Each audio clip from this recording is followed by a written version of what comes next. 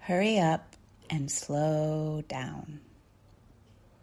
So as most of you know, I've been working on my new book for well over a year now, and it is ever so close to being done. I've finished my rounds with the editor, prepared my files for the publisher, and I'm finalizing things for the pre-release. Yee! As I've been moving through this final phase, I've noticed an old pattern of mine coming up, however. One that I really don't live in anymore, but it started sneaking back in there because of all the fear and doubt that gets kicked up when you're about to share yourself and your heart with the world in a much bigger way. People are going to see me. They're going to think things about me. They're going to judge and misunderstand and misinterpret and all kinds of things that I can't control. And that's okay. It comes with the territory, and I've made as much peace with that as I possibly can.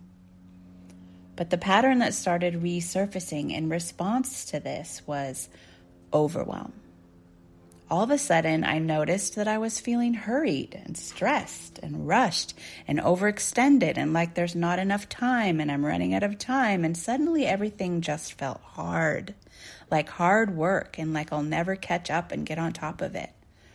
This is not surprising, of course. I mean, it's a pattern that most of the world operates in 24/7.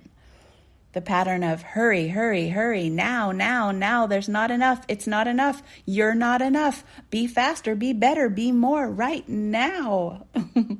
It's nervous system overdrive. It's survival mode running the show.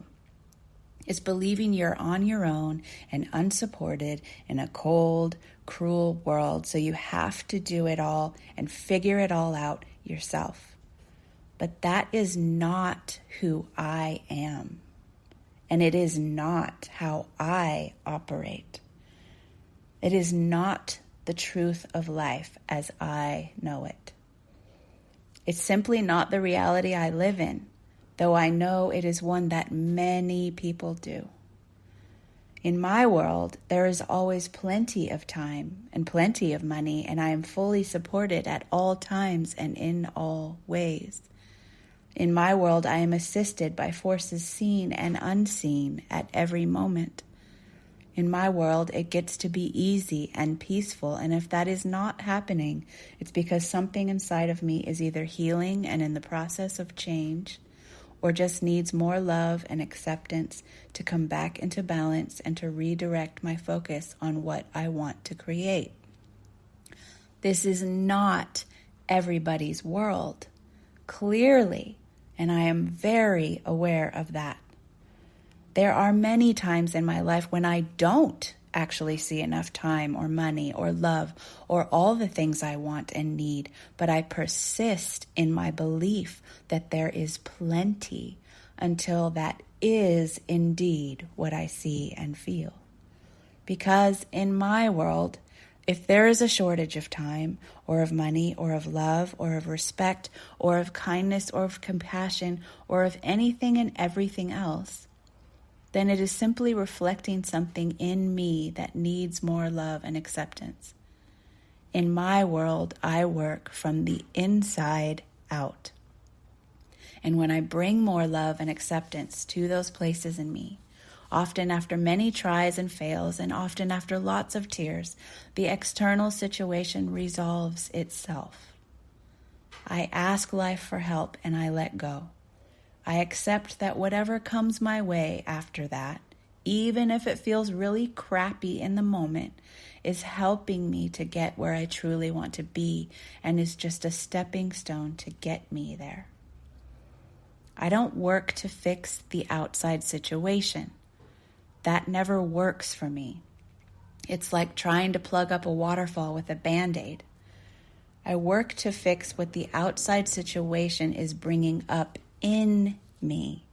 And I know that as I work through that, the outside situation will transform, almost like magic, and be taken care of in ways that I could not imagine when I was locked into my old pattern of trying to fix things from the outside in. This is the way my life works. This is the way the world works to me. This is the way I live and the way I love. It is seeing myself as the creator of my experience here on earth.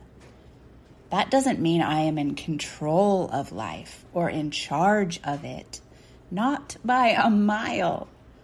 It just means that I am an active and conscious participant in the creation of my experience of life. It doesn't mean I don't get frustrated, angry, blame external situations or people sometimes, or all manner of far less than perfect human reactions. It just means that at the end of the day, I know that my work is in me. And I always return to that place. Any external work I might do to shift external things must begin with me shifting internally. To me, the outside world is a reflection of me, a reflection of what lives in me. It's an opportunity to see myself and love myself and the rest of the world more completely. So when I hear and feel, hurry, hurry, hurry, faster, faster, faster, get all the things done and checked off the list right now, I know that there is nothing I will ever check off my list that will give me the peace and quiet I am looking for. There is no external thing I could do or take care of that would give me that feeling of spaciousness, unhurriedness, freedom, and relaxation or peace for long. Instead, I know that what I really need is to allow more spaciousness, unhurriedness, freedom, and relaxation and peace within me right now. And it will reflect back outside me in my experience when I do that. It seems completely counterintuitive when you feel stressed and overwhelmed, though, to stop trying to do those things and remedy this from the outside to create more space in your life. But that's how it works if you want real and lasting change, because it has nothing to do with the items on your list. That stress state and overwhelm is a way of being. It's an old pattern that keeps playing on repeat, unchecked. And you have to break out of it from the inside out, not from the outside in. Because you've been trying to break out of it from the outside in your whole life.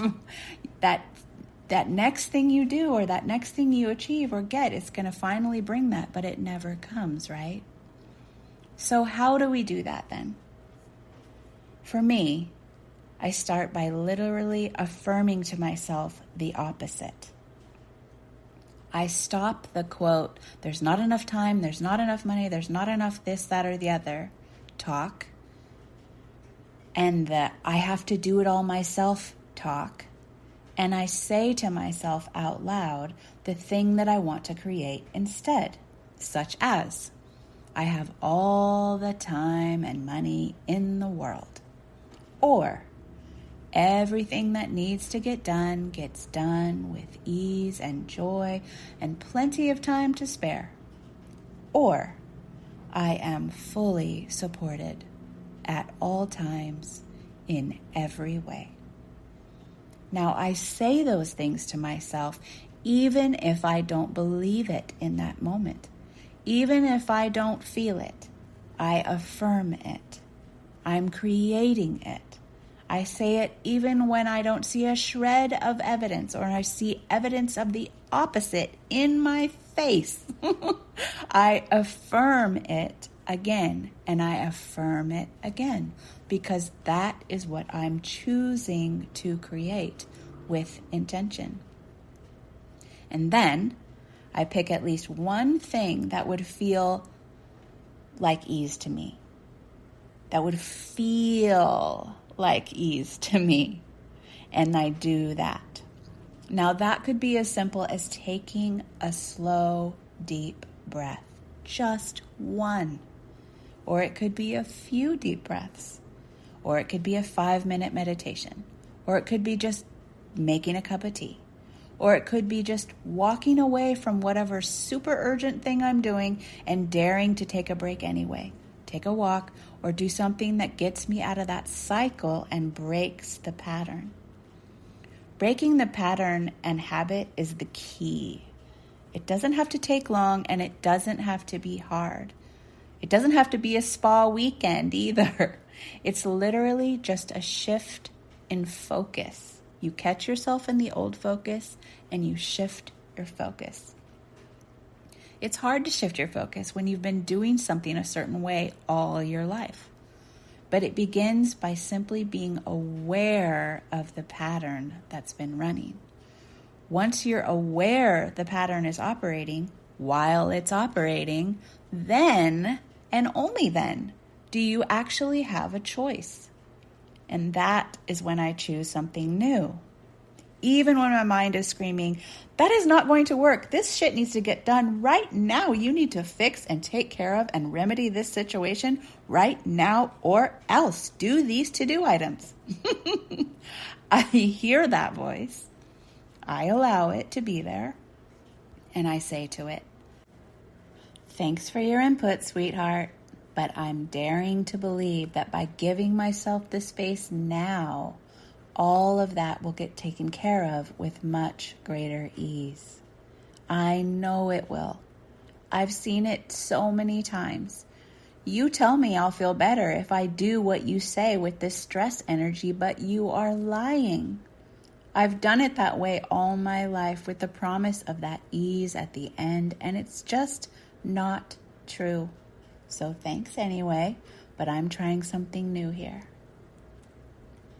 If you dedicate yourself to a different way, even when it seems impossible, even when you don't see how that way could possibly work, even when your old patterns are screaming at you that you had better do it their way or you're through, you will see an entirely different life and way of being begin to emerge if you persist. When you shift, the world shifts. I have seen this magic too many times to ever doubt it again. Take a look at the stories you're telling yourself about things. See if you want to keep them or not. Begin telling yourself some new stories. See how it feels. And as always, if you'd like some help with that, along with others who are doing the same, then I invite you to check out my Feast or Famine No More course. See if it calls to your heart. I'd love to have you join us. You can find out more about that and get all of the details at sunnychapman.com/feast. And if you'd like these posts to your inbox every Sunday morning, you can do so at sunnychapman.com/more.